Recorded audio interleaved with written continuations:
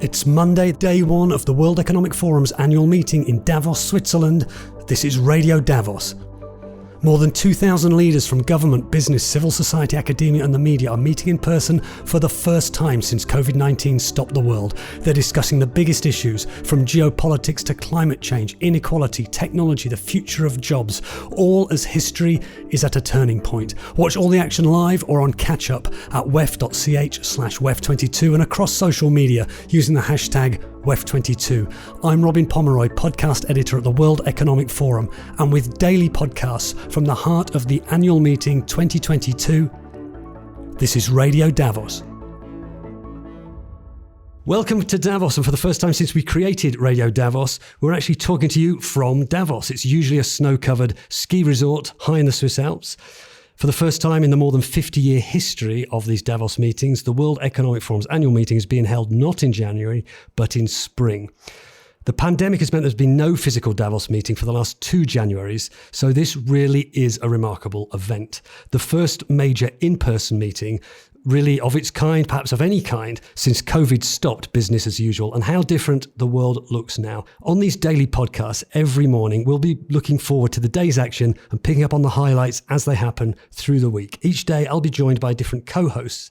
And I'm delighted to say that joining me here in the Radio Davos studio, which is, if you're not here and you haven't seen it, right in the heart of the conference centre, is Nzinga Qunta. Nzinga, how close did I get to pronounce your name right? You did so well, Robin. She taught me how to do that just before we started recording. Nzinga is a news anchor for SABC, the South African Broadcasting Corporation. Tell us about yourself and what you do in South Africa. Thanks so much for having me on Radio Davos. So pleased you're here. I'm a business news anchor based in Johannesburg, South Africa. I work for the public broadcaster, and every day on lunchtime, I take people through the biggest economic events of the day, do some interviews. So that's the one aspect of what I do. And the reason that I'm here, one of the reasons that I'm here, is that I moderate high-level events with CEOs, heads of state in South Africa and in parts of the world. So I'm very excited to be attending the World Economic Forum annual meetings for the second time and the first time as a moderator. Right. When was your other Davos? Was it the last physical Davos? So I came in 2019. Okay, the one before the last one. Yeah, it was very cold, very, very cold. And they said to me this year, it's going to be so exciting. You're going to be in your sandals. Yes. Then I checked the temperatures and I thought our definitions of summer are very different in Europe and Africa. But yeah, it's incredible. I have seen, I was out there today, I saw someone in his flip-flops actually. Yeah, I know. But it's not what you'd call a hot day, and it's actually pouring with rain right now. Yes. So it's not just the fact there's no snow. In the preview episode to this, the president of the World Economic Forum, Birger Brender, said the world has changed so much. And the theme for this meeting is the turning point in history. I mean, just on a personal level, does it feel strange for you to be at an actual in-person meeting? It is quite strange because I think as our worlds have changed, we also adapt very differently to them. So where I'm from in South Africa, we are still wearing masks everywhere. And so when we got to Switzerland, a colleague and I were walking around and the only people with masks because we've all changed how we deal with the pandemic. But I think it's very good to have in-person events, especially because of the kind of measures that have been taken to ensure that everyone is safe. We all tested when we got here. We tested before we left. And connection and collaboration, I think, are going to come out of these meetings. And people are so excited to see people in real life, away from a screen and away from, please unmute yourself and I can't hear you. So I'm very excited, and I think it's going to do something different. There's an enthusiasm perhaps that there wouldn't have been as much of if we hadn't not seen the meetings for over 2 years. Yeah, I agree. So let's talk about what's happening on today, day one of the annual meeting. There are going to be dozens and dozens of sessions on some very big, important issues. But the one issue I think certainly on day one that will stand out will be the war in Ukraine. So for people listening to this podcast as it goes out on day one, at 11:15 will be the special address from Volodymyr Zelensky. He'll be speaking down the line. And then at 11:45, there's a session with Deputy Prime Minister and the Minister of Economy for Ukraine will be speaking in person. And at 12:30, there's a session called A Discussion with the Klitschkos. And that is Vitaly and Vladimir Klitschko, famous names, world champion boxers, now turned certainly for Vitaly Klitschko is the mayor of Kiev, and he'll be here. They'll both be here in person, which is quite something. From your reporting point of view, you're mostly reporting on business news, but there's no getting away from this situation in Ukraine. I mean, how is it seen? How is it being reported in South Africa or in Africa in general?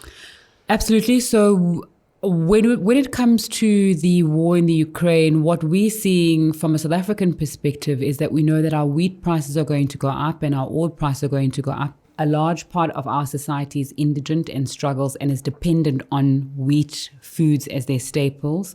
Those prices are going to go up, which is going to exacerbate our economic challenges in South Africa. We have very low economic growth.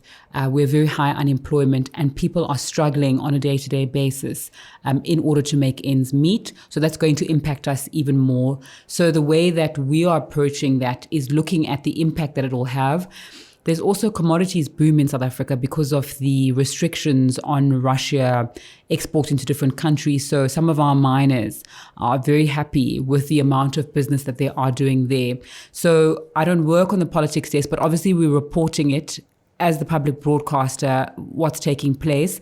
And then on the economics desk, we're kind of looking at how it affects you, because I think even though the war is so far geographically away from us, it impacts us on a day-to-day level. And obviously then you also look at consumer price inflation going up. It's doing so almost everywhere around the world. But in South Africa, we're feeling it in particular when it comes to our fuel prices, our food prices, and just the cost of living increasing a little bit more. So when it comes to the economy, today the World Economic Forum will be launching the Chief Economists Outlook, and I'll be playing a short interview with Saadia Zahidi when we finish talking to each other. This is a report that takes stock of the global economy. They ask global experts on the global economy every quarter or so, and it's quite a different report this year because of first the pandemic, but particularly the Russia's invasion of Ukraine. Anyway, talking of other economic things, here's another session at 4:15 p.m. Swiss time. It's called Trade Now What? It's got India's Commerce and Industry Minister, it's got the EU Trade Commissioner, and it's got Nzinga Qunta, who's the Director General of the World Trade Organization. So I think trade also perhaps, there's always headwinds in trade, isn't there? But I think in terms of export bans, food export bans, this kind of thing, these are some of the discussions that are going to be happening. So as a business reporter in South Africa, is trade, you've already mentioned it, is trade a big issue that you keep an eye on, that you report on? We do. So we do look at trade on the continent in particular. I had a slot called Africa Trade Brief where we interviewed ministers of trade from across the continent, CEOs, small business owners on the many aspects of trade on the continent, and obviously the Africa Continental Free Trade Area Agreement, which has been lauded as one of the biggest things to happen to trade in the world, will be the biggest trade bloc if it's successfully implemented. So we do focus on that. But of course, like we were saying earlier, these issues that are happening outside of our country affect our trade and affect our prices. So it is something that we do focus on. You mentioned the African Free Trade Agreement. That was trumpeted as a big thing, 2 or 3 years ago when it was coming into force. Has it made any difference yet? Has anything changed? So what's happened, it was implemented last year. Right. And countries are ratifying the agreements and building those up. And so that Wamkele Mene, who's the Secretary General and leading that of the AU, has said that we cannot afford to fail with this. There is progress being made. Most countries have ratified. I don't want to say the exact number, but I know that it's around close to 40 of the countries on our continent, which is the majority of them which have ratified that agreement. Unfortunately, it's not just about ratifying, because you need to make sure that when you are trading, the infrastructure between the different blocks and the different parts of the continent is there, so you can get things between country A and country B to take advantage of the relaxed tariffs and that.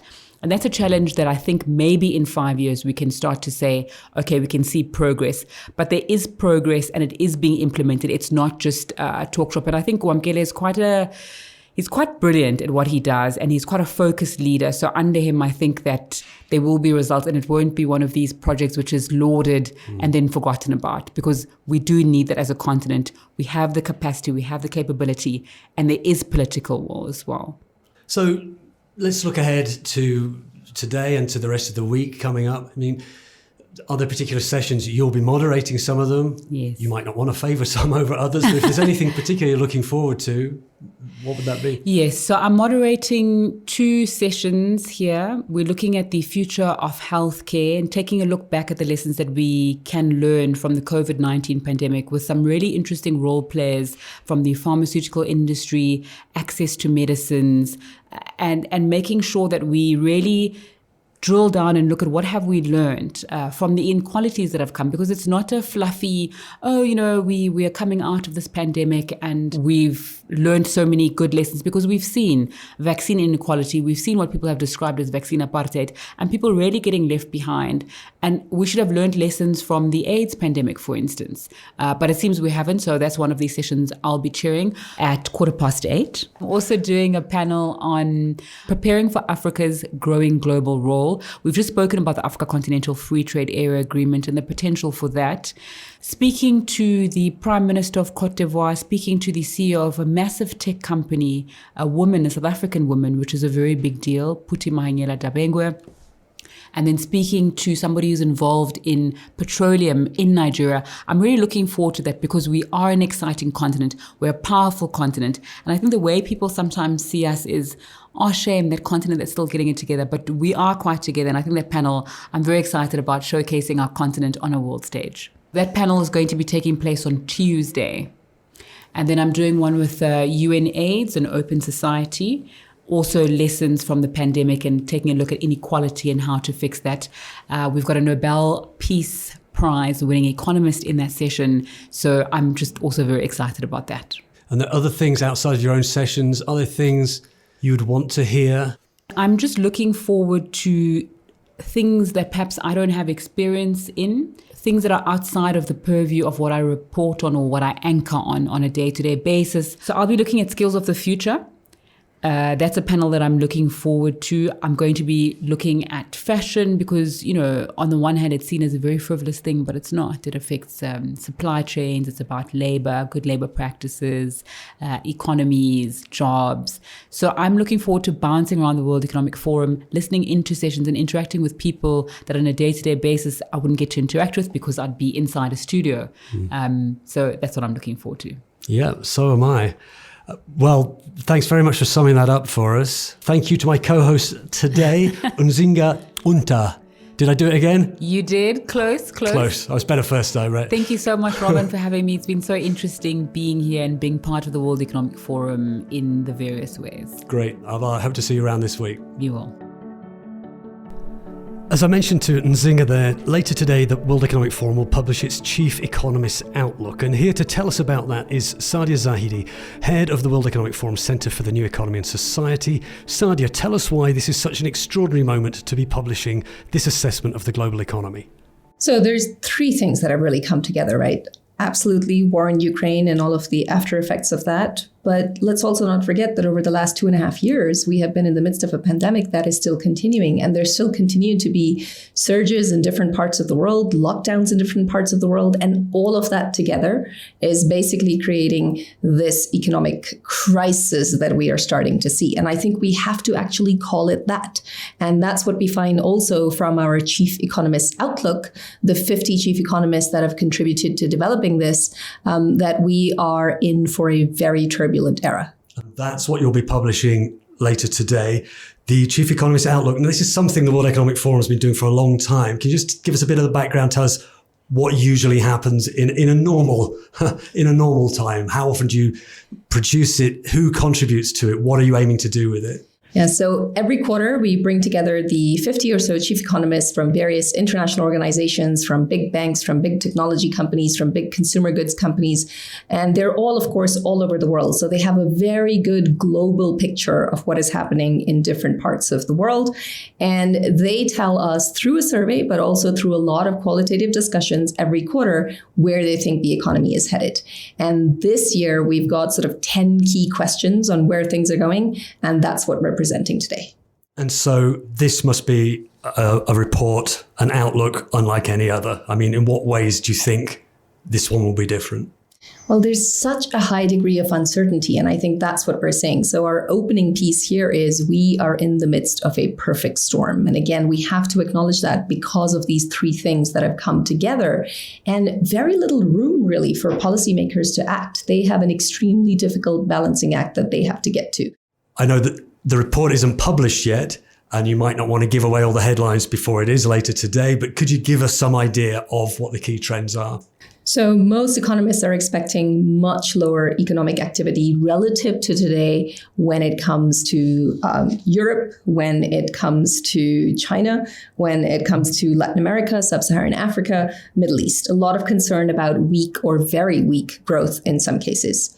Now, at the same time, there's a lot of concern about inflation.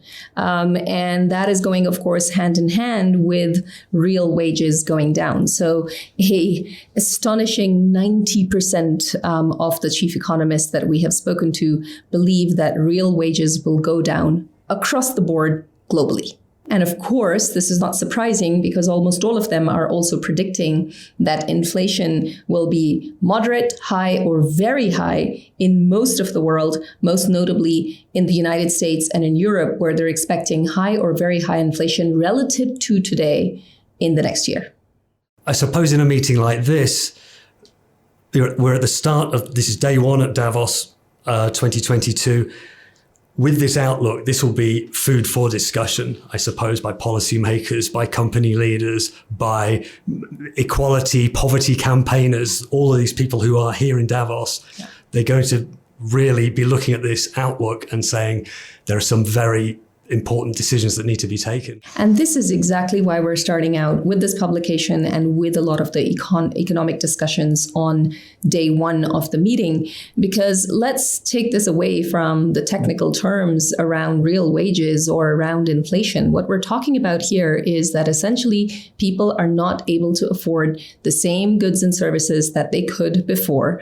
And this is going to create a cost of living crisis, and it's going to make, in particular, two areas, food and fuel, very hard for people to be able to afford. And if you're already living at the bare margin, this is going to be devastating in terms of its consequences. And so the leaders that are gathered here today in discussions around food prices, around energy prices, around the global economic outlook, many of them are going to be tackling this exact issue, approaching it from their specific different angles. Is there any actual hard data you can give us, a glimpse from this report? So we asked the chief economists what they thought about food insecurity over the next 3 years. And we asked them for different parts of the world, different countries, different regions. And they are expecting in the Middle East and North Africa, in Sub-Saharan Africa, and in South Asia for the outlook to be highly insecure or insecure. Now, this means millions and millions of people will be affected by this coming food crisis. And that is why the action we have to take has to be taken now, starting here in Davos. And if you're in Davos or you're watching events here anywhere in the world, you can follow that and everything else happening on day one on our website, weforum.org. Thanks, Saadia. Now, here in Davos, the team I work with, producing social media for the World Economic Forum, are packing in as many interviews as we can with as many of the interesting people who we're finding here. My colleague, Anna Bruce Lockhart, snagged a few minutes with Kristalina Georgieva, the Managing Director of the International Monetary Fund, at a time of huge global economic uncertainty. We are experiencing a crisis upon a crisis. First, the pandemic, now the war in Ukraine, and that is a major setback for the recovery of the world economy. As a result, we had to downgrade 143 countries for their growth prospects for 2022 and bring global growth from 4.9, where we projected it in October last year, to 3.6, where it is today. And on top of it, what we see is a very significant acceleration of inflation in many, many countries. What does that mean? That central banks have to take decisive action to bring back price stability. But when they do that, when they tighten financial conditions, for everybody that has a burden of debt, the ability to service this debt is more expensive.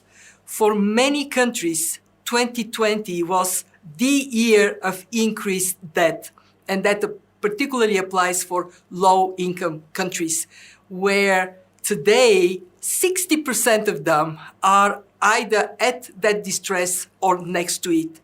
With high interest rates, the conditions would be very difficult. What we also face is significant increase of commodity prices, mostly because of the war in Ukraine. And that is terrible when it comes down to price of food for poor people, and especially poor people in poor countries. Last but not least, China is wrestling with the pandemic in a way that is destructive for the world economy because of interruption of supply chains. And that adds to the downside risks for 2022. Kristalina Georgieva, head of the IMF. One last interview I'd like to play a little bit from. Nick Clegg dropped into the booth here in Davos. He's the former UK Deputy Prime Minister and now he's President for Global Affairs at Meta. I'll post the whole interview as an episode of Radio Davos soon, but here are a couple of teaser clips. I asked Nick Clegg, who handles global policy and regulatory issues for the company formerly known as Facebook, whether he agrees with the view that social media companies' algorithms manipulate us in sinister ways. Spoiler alert, he doesn't agree. It's an assertion which is often made and very rarely proven, for the very good reason that that's not what our algorithms do. It's certainly a sort of fashionable narrative, isn't it, to say that companies like Meta, but we're not alone. You know, the accusation is that we use algorithms to sort of craftily spoon feed extreme and hateful content to people to keep them hooked on our services, because that's the way that we can sell ads and so on. Really, every link in that chain is wrong. And I asked Nick Clegg, what is this thing called the metaverse and what might it be used for? The idea is of a sort of embodied presence. And if you can imagine what could be done with that technology in the future, it would obviate the need for mass commuting into offices, because we'd be able to work together as if we were in offices together without having to commute physically.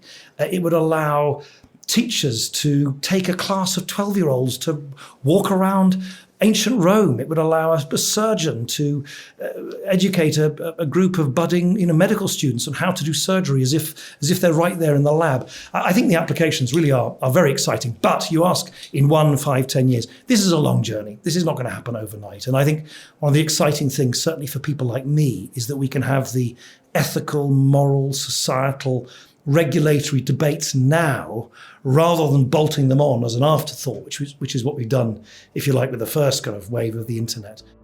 Nick Clegg, President for Global Affairs at Meta. He had lots more to say about social media and about the metaverse. Ensure you don't miss the whole interview. There's an easy way to do that. You subscribe to Radio Davos wherever you get your podcasts. And that will also mean if you do it now, you'll get daily coverage tomorrow and the next day and the next. You can follow all the action here at Davos live at weforum.org and across social media using the hashtag WEF22. This episode of Radio Davos was written and presented by me, Robin Pomeroy, with my co-host Nzinga Qunta. Editing was by Jerry Johansson. Studio production was by Connor Smith. We'll be back tomorrow on day 2 of Davos 2022. See you then.